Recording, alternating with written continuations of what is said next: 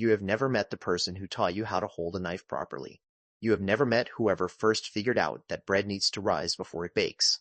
Somebody, centuries before you were born, worked out 1,000 small rules for living, and you inherited them without ever shaking that person's hand. That's normal to you. It's just culture.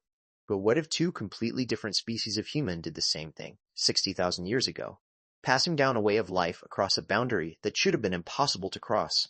The truth behind it will change how you see yourself. On the Mediterranean coast of what is now Turkey, there is a cave called Usakulta, Üçağızlı.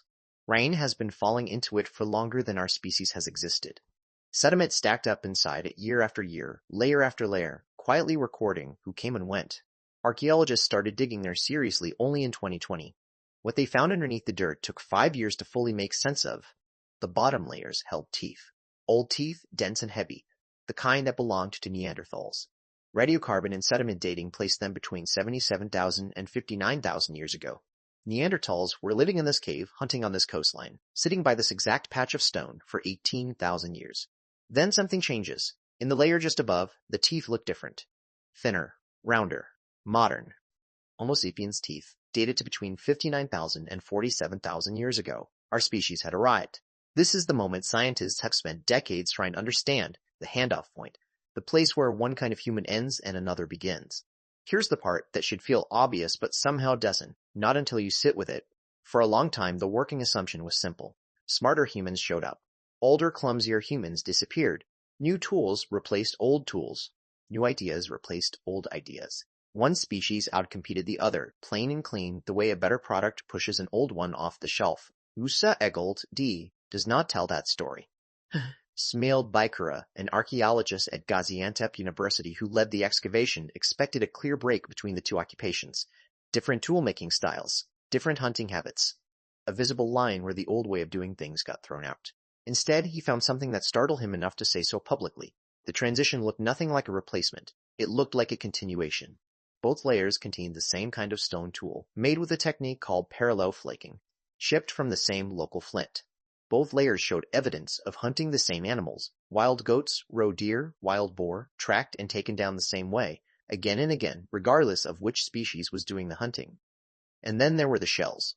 Scattered through both layers, researchers found small sea-snail shells, a species called Columbella rustica. Not food. These shells carried no meat worth the effort of collecting them. Some had holes drilled through them, clearly meant to be strung and worn. One shell from the Neanderthal layer even showed signs of deliberate heating, changing its color on purpose, the way you might dye a bead today. Naoki Morimoto, an archaeologist at Kyoto University who worked on the study, pointed out something quietly remarkable. Both the Neanderthals and the Homo sapiens who lived here later were choosing this exact same shell, out of many available shell types, to decorate themselves.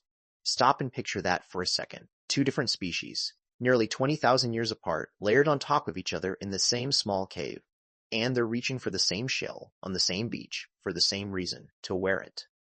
That's the twist buried in this discovery, and it's a real one, not a dramatic flourish added for effect.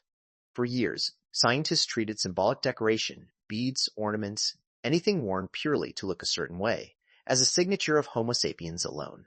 Proof that we, and only we, had crossed some invisible line into abstract thought. Huska? Quietly dismantles that idea. The Neanderthals were already doing it. We didn't invent the habit. We inherited it. This matters, because most sites that hold evidence of both species tell a very different kind of story. At Mandrin Cave in France, Neanderthals and Homo sapiens occupied the same rock shelter, but in sharp alternating pulses, clearly separated periods, clearly different toolkits, almost no overlap in behavior at all. Ludovic Slimak, a French archaeologist who has studied that site extensively, has argued that the two groups there lived almost like strangers passing through the same room at different hours, leaving no trace of contact behind. Sulla is the opposite of that. Here, the behavior doesn't reset. It carries forward, as if someone or something passed the habits along. Nobody can say for certain how. Maybe it was direct contact. Groups overlapping just enough to watch and copy one another. Maybe descendants of interbreeding pairs carried forward habits from both sides of their family. Maybe, more strangely, the cave itself simply demanded the same solutions from anyone who lived there, no matter their species, because the coastline and the prey and the available stone dictated the smartest way to survive in that one specific place.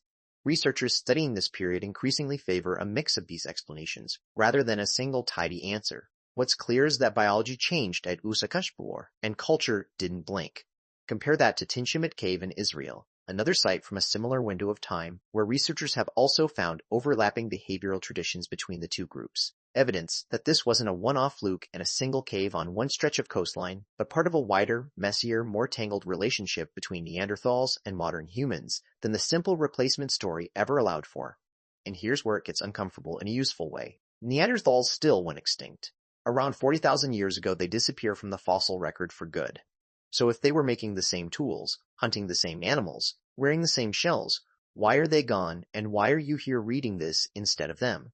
Nobody has a clean answer. Some researchers point to subtle cognitive differences, more flexible planning, more elastic social networks among Homo sapiens. Others push back hard against that framing, noting how thin the evidence for Neanderthal cognitive limitation really is once you have passed old assumptions. The uncomfortable truth is that being culturally identical to something didn't save it from disappearing. Think about what you carry around every single day without noticing it. The way you season food a certain way because that's how it was always done in your family, long before you had any say in the matter. The specific slang you use that came from a friend group you've since lost touch with. None of it originated with you. All of it survived because somebody else lived it first, and something about it was worth repeating. Culture has never needed a single unbroken bloodline to survive. It just needs someone willing to keep doing the thing. That's exactly what happened in that cave on the Turkish coast. A species disappeared, its habits didn't.